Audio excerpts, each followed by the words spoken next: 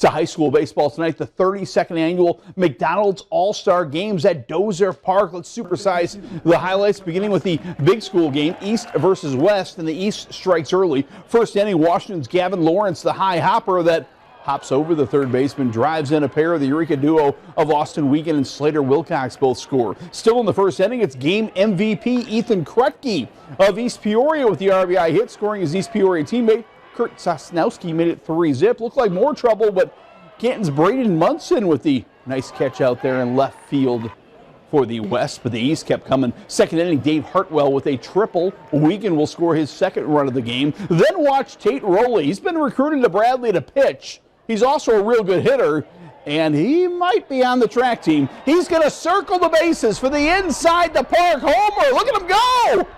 The East beats the West 12-5, maybe the 4x2 relay.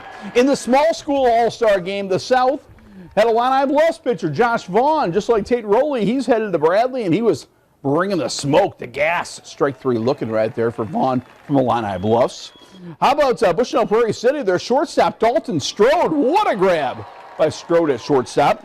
Meanwhile, Carter Allman had a big day. He's also from the BPC Spartans. He drives in Strode and Chris Finn of Illini Bluffs, the two-run base hit right here. The North trying to rally Lane Wheelwright with the base hit to drive in Jake McGarry of Rova Williamsfield. That's Farmington's Wheelwright with the RBI. But Carter Allman of Bushnell Prairie City is the MVP. The South wins the game 14-7. Peoria High basketball All-State star Leah Guyton has narrowed her recruiting down to 5 schools, 4 Big Ten schools, including the Illini. Guyton's final 5, Illinois, Iowa, Nebraska, Michigan State, and her 5th is Pittsburgh out of the ACC. Guyton's having a big summer as she awaits her senior year after leading Peoria High to 3rd place in states. We have a great story here from golf where Tommy Kuhl will live out his dream next month. Tommy, the former Morton High State champion, will tee it up with the PGA Tour stars at the John Deere Classic. Tommy was thrilled to get the invite to play in the John Deere Classic yesterday. The tournament director of the JDC says he called Tommy as Kuhl was driving across Saskatchewan on the PGA Canada Tour. Here's how the story of the phone call of a lifetime for Tommy Kuhl went.